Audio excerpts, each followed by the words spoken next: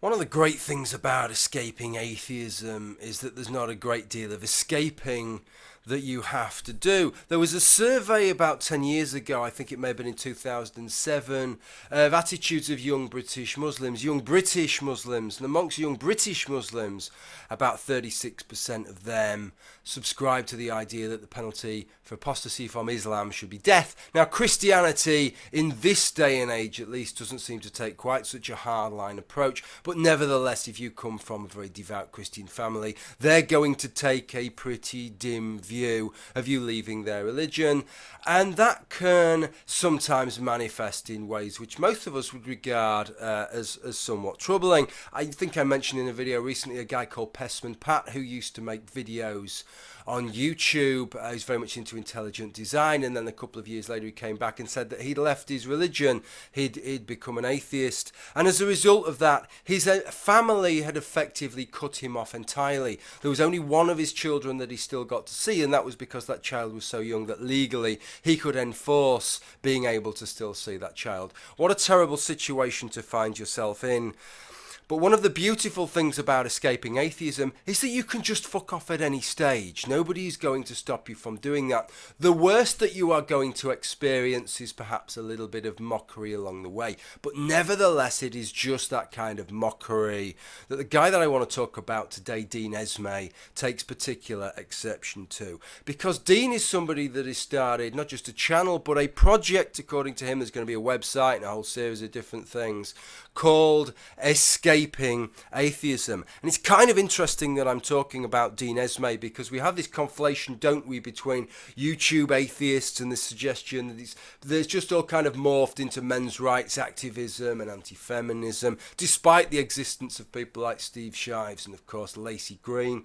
But Dean Esmay is somebody who has for years been a men's rights activist, and I believe was a member of A Voice for Men, even if he isn't still a member of A Voice for Men now. And yet here I am making a video on him precisely because he takes such exception at YouTube atheists such as myself. Okay, so how has this all come about? Well, I'd left a couple of comments on a video from a guy called Veritopian, and I will leave you a link to his channel in the footnotes, and one of them was just a little quick comment in response to something that Dean Esmay's Escaping Atheism channel had left, and in response I got an absolute wall of generalised bollocks off Dean, which is kind of interesting because one of the problems, and I'll go into this in some detail later on in the video, one of the problems that Dean has is when atheists generalise about Christians and start conflating evangelicals with Catholics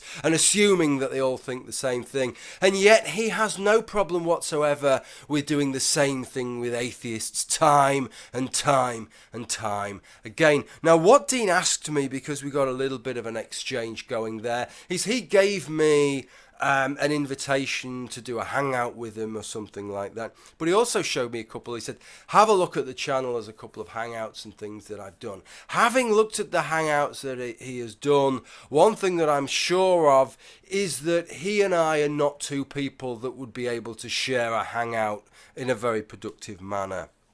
But he does ask 20 questions in the hangout that I want to talk about today. I want to answer those 20 questions, but I won't be doing in this video. I'll do that in a little supplementary video which we'll tack on to this. But what I want to discuss is his claims that atheism is an ideology, and that's what I want to do in this video. So I think the first thing that I should do is to play you a clip from that hangout. Argument there? What I would say is that if we have an honest conversation, you will either conclude that atheism is a firm ideological position with firmly predictable consequent beliefs that come with it, so it is ideological, or you'll conclude you're probably not an atheist, maybe both. Okay. Because either way, it's a firm ideological position, and anybody who looks at it hard enough should at some point be able to concede that. So first what I'd say is the guy that ran the hangout, I think, did a pretty good job. He's only got about 70 subs. I think he should have more than that. He allowed Dean to talk his stuff, without, it could have easily just ended in a shouting match. He allowed him to talk his stuff, to say what he had to say, and then has subsequently made some videos re-challenging Dean, and then had another hangout with Dean where it's been a little bit more confrontational. I don't think I could have been the big man that Placeholder Films was there. So I take my hat off to him with regard to that. Now what I want to do is I want to pick apart this thing that Dean is saying, which is fundamental, I think, to his whole project and in his whole view of atheism, which is that atheism is an ideology, and then everything is stemming from that. The first of the issues that I think is that he's got a very, very American perspective on atheism and on atheists.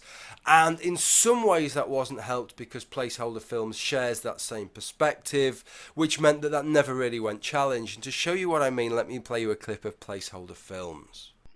Yeah, because for me, it's one of those, I can understand being a theist. I used to be myself. Most atheists are former theists, with the exception of the rare few who were born without or who were raised without religion. So this was something that immediately made my ears sort of prick up a little bit when I heard this, because it is so clearly from a North American perspective when I hear something like this. And I appreciate it. I'm not falsifying it and saying it's wrong from a North American perspective, but from a Northern European perspective, it sounds very, very odd.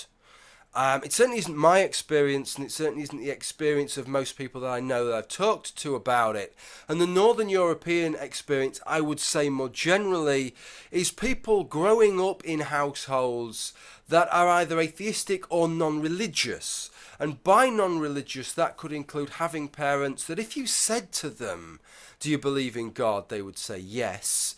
But that's about as far as it goes. It impacts on their family life and their upbringing about as much as if you said to them, "Do you believe that woolly mammoths once existed?" they'd say yes. If you said, "Do you believe in the Big Bang?" they'd say yes. But in no way does that really affect anybody's upbringing in any way. And there's no imposition on the children that they have to believe in that woolly mammoths existed or the Big Bang, or there'll be some great social pressure that if you were to go against that, somebody's going to throw you out on your ear or anything. So the difference is there's nothing to tear yourself away from.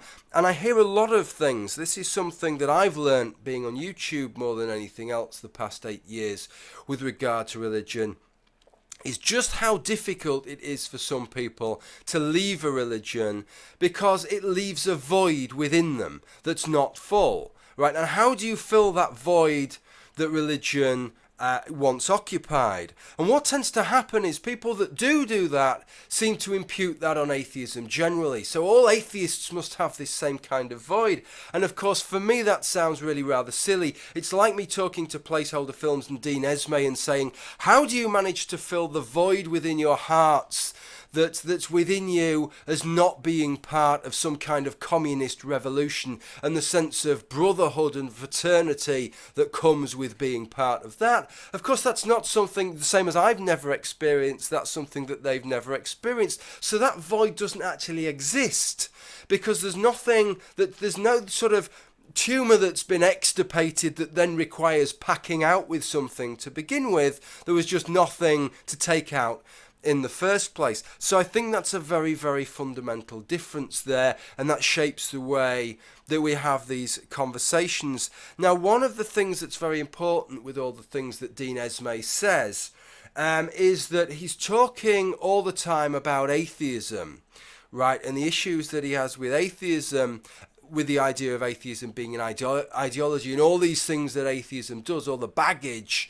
But most of the baggage I'm going to propose is actually the baggage of anti-theism, not the baggage of atheism. Now, one thing that I've got to add before I go any further with regard to that is to just talk quickly about what I mean by anti-theism, because people take a very hard-line understanding of anti-theism. I know that Dean does, having listened to him. He regards an anti-theist as somebody who wants to, I don't know, gun down theists, destroy them, wipe them out, forcibly make everybody an atheist or something like that.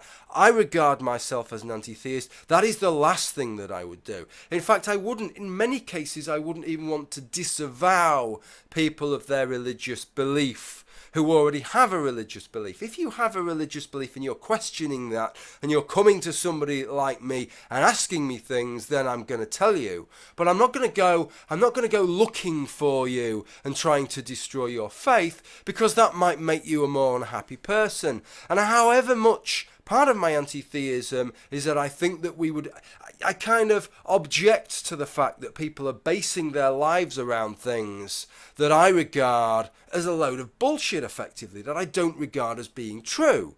Right? And so it's the same as if people believe in astrology. There's a part of me that kind of, even if I think that it's probably not doing a lot of harm, wants to tug people away from it.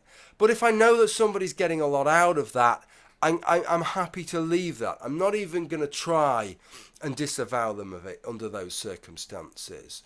But what I do think as an anti-theist, and this is fundamental to what I see as anti-theism, is that I hope for a future world in which religion just dies a natural death, as it seems to be doing in Northern Europe. And despite what you said to me, Dean, I can give you the figures for the United Kingdom that show that what you say is an absolute load of bullshit, that atheism is not on the decline in the United Kingdom, and that generation upon generation, less and less people believe in God in the United Kingdom. I hope that that will eventually be a process that is mimicked around the world.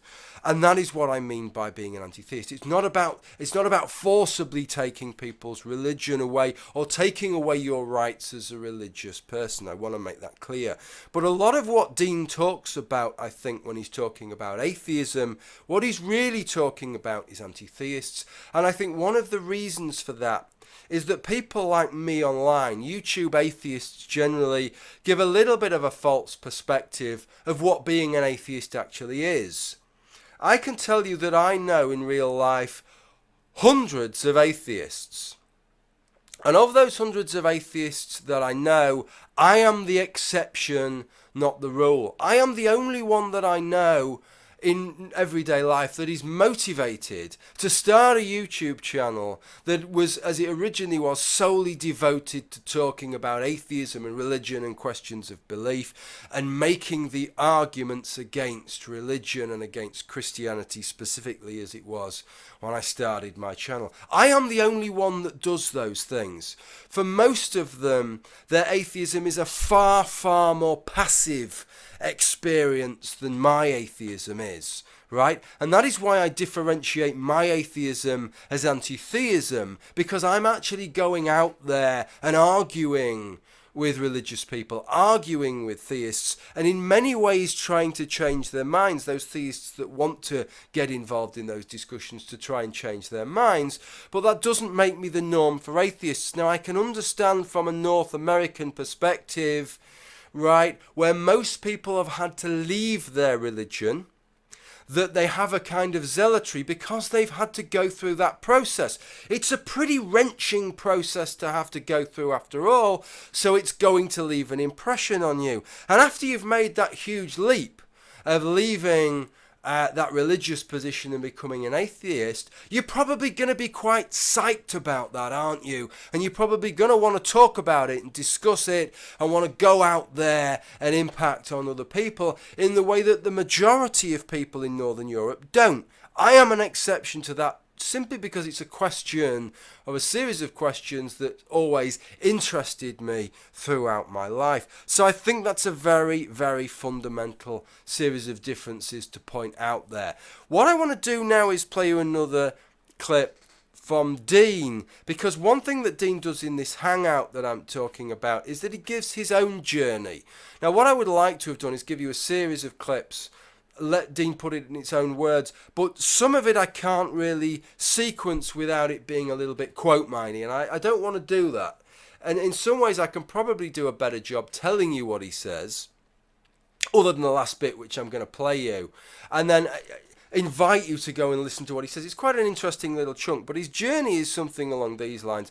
That his parents at first weren't particularly religious, it wasn't a particularly religious household, but then they became Presbyterians and started taking the religion somewhat more seriously. His father, as well as the Presbyterian side, started listening to more sort of evangelical preachers like Pat Robertson, that kind of person, and that created perhaps a slight sort of religious dissonance there. There was the sort of more traditional Orthodox Presbyterianism, and then there was this evangelical strand there, and that created a kind of religious tension.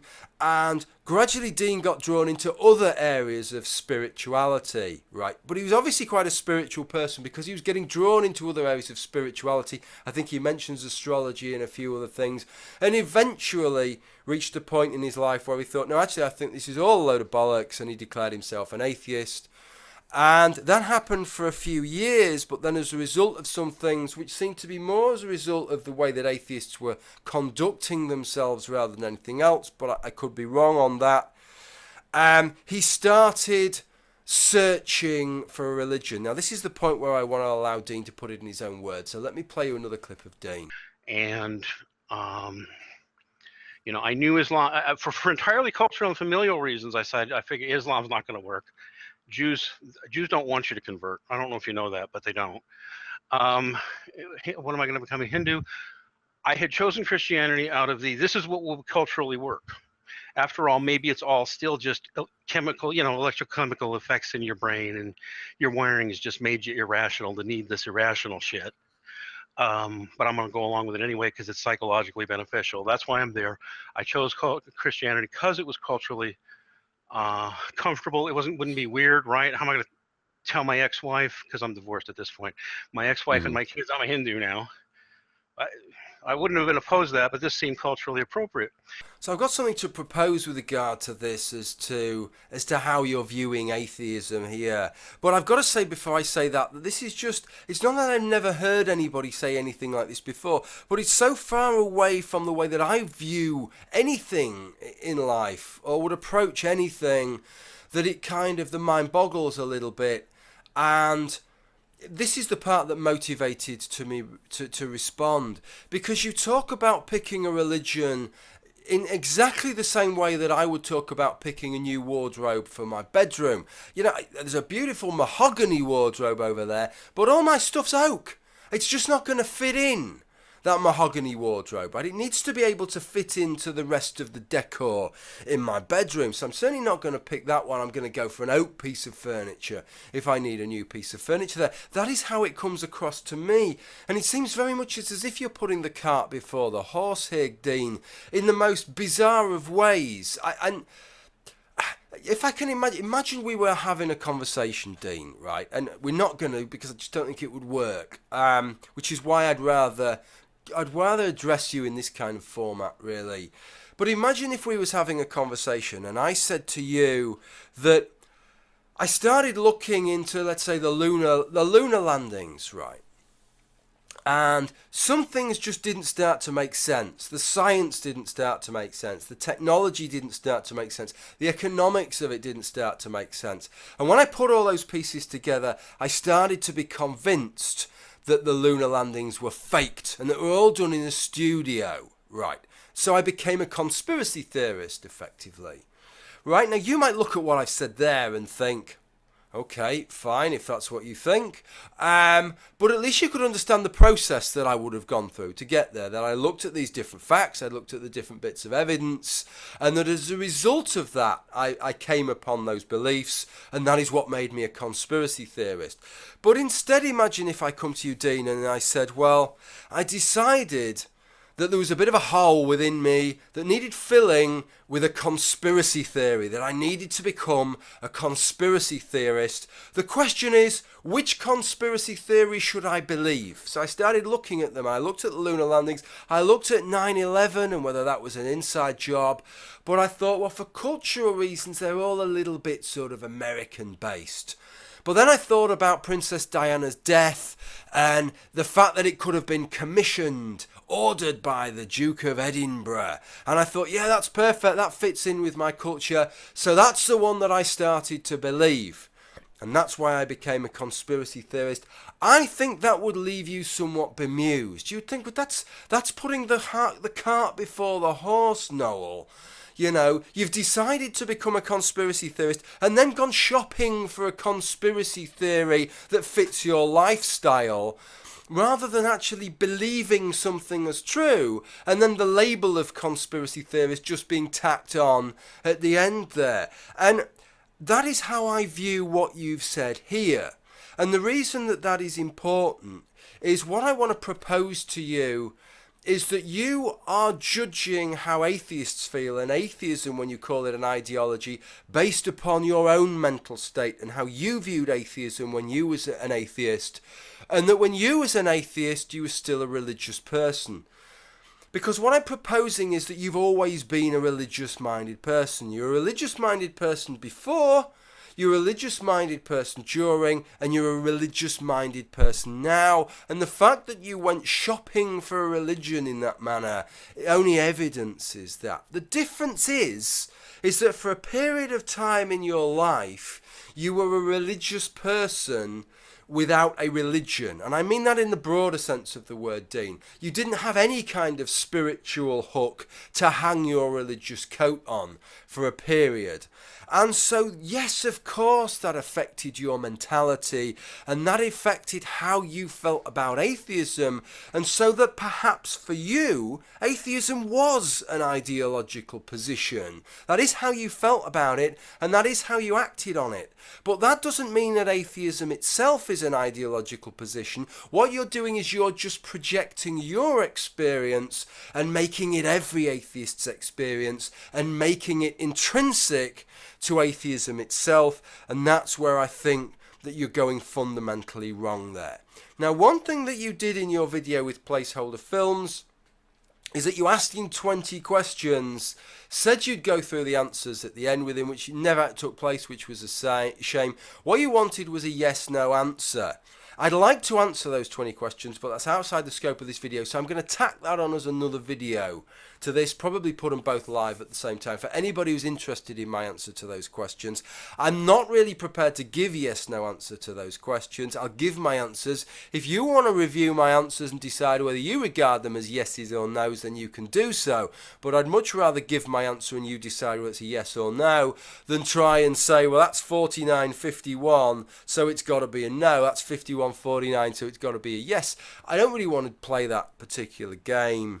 But what was interesting from that is that what you effectively did is you asked him 20 questions and then said, right, most of your answers was yeses, and some of those answers that you gave require an ideological position to give those answers, ergo, atheism is an ideological position. Can you not see the logical fallacy that you've committed there, in that you have assumed that those answers that he's given are intrinsic to his atheism? And this is something that I found that has happened online all the time with regards to atheism, and particularly YouTube atheists, is that because they identify as atheists, somehow anything they ever say about anything, if I tell you my favourite colour is plum, right, well that's obviously because you're an atheist. That's linked in some fucking way to the fact that you're an atheist. Obviously, it couldn't possibly be that somebody could be an atheist and also be other things as well,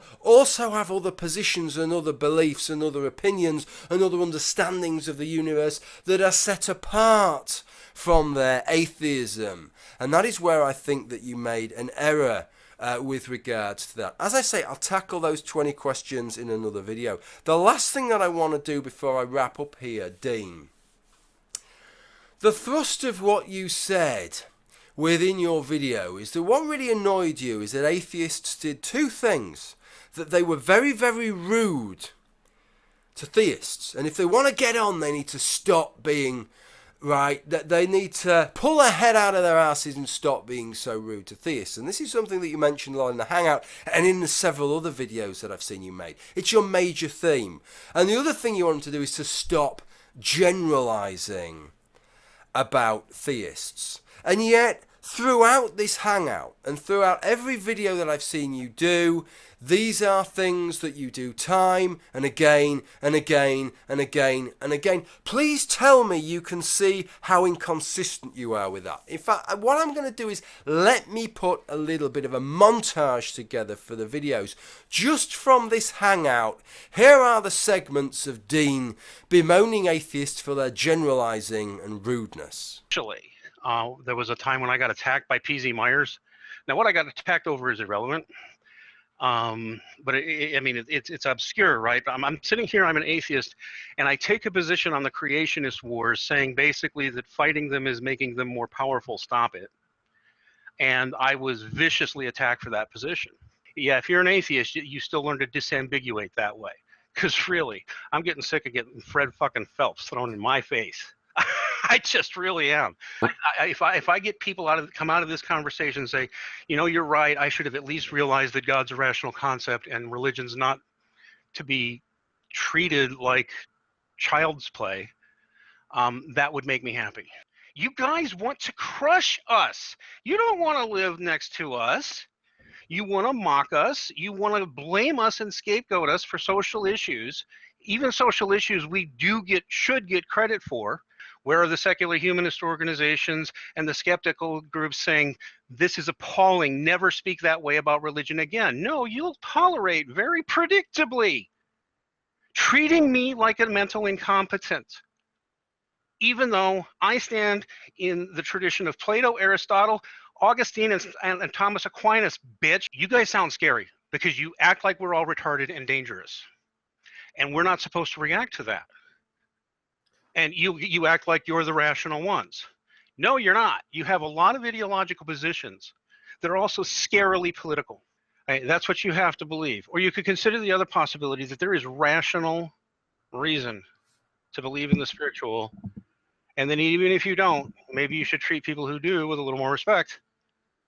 Okay, and now here's Dean talking about atheists and atheism.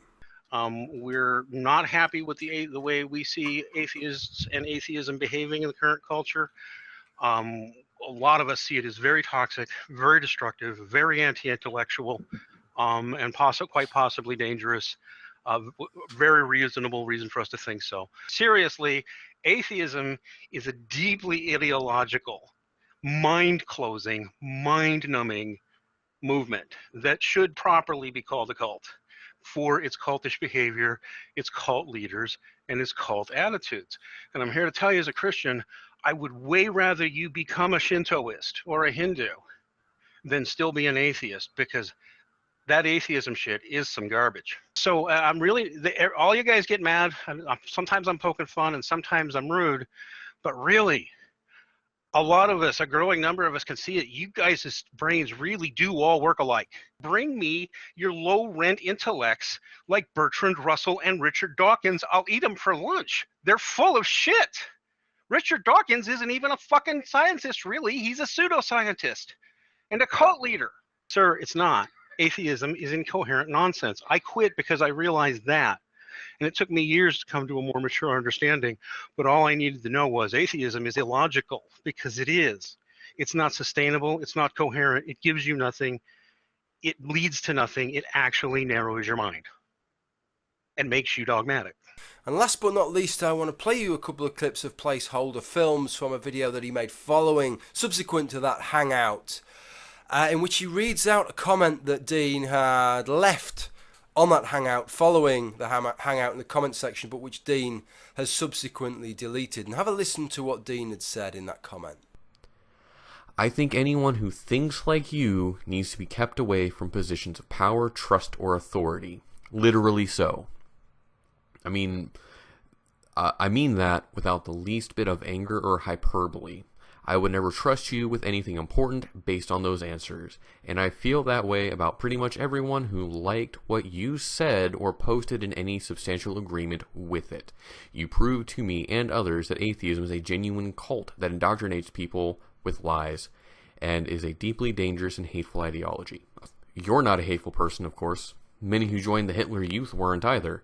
But yes, I made a deliberate Hitler reference because I consider your ideology just as dangerous.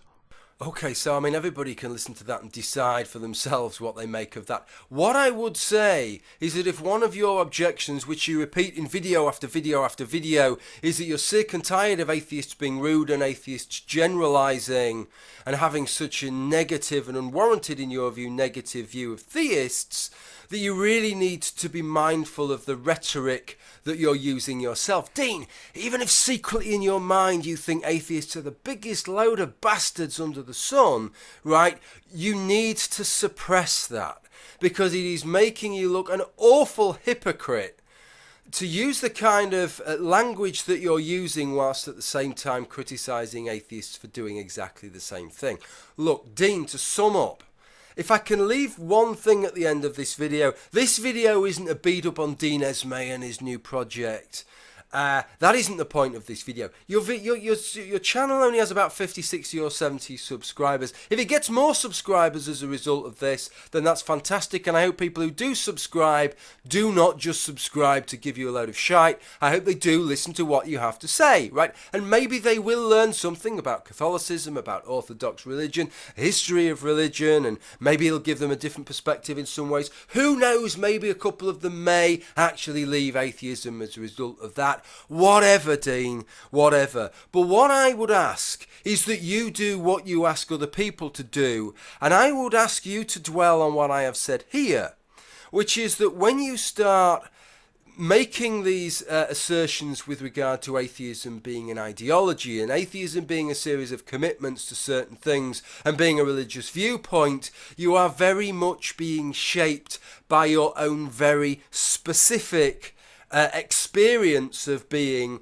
an atheist, right? And I hope that I've shown you that your experience of being an atheist is not especially typical and certainly cannot be generalized to the experience of all atheists, and that especially for atheists such as myself that have not grown up in the kind of religious environments that you are familiar with, that do not have that religious kind of a mindset, and find your religious spiritual kind of mindset a little bit at odds with their own, that their understanding of atheism is very, very different, and that you can't simply generalize your experience to everybody else's in the way that you are doing in video after video after video. Okay, that's what I want to leave you with. If you're interested, Dean, in the answer to to the 20 questions that you asked, well, I'll be in another video and you can look that one out. Okay, thank you for watching. Bye for now.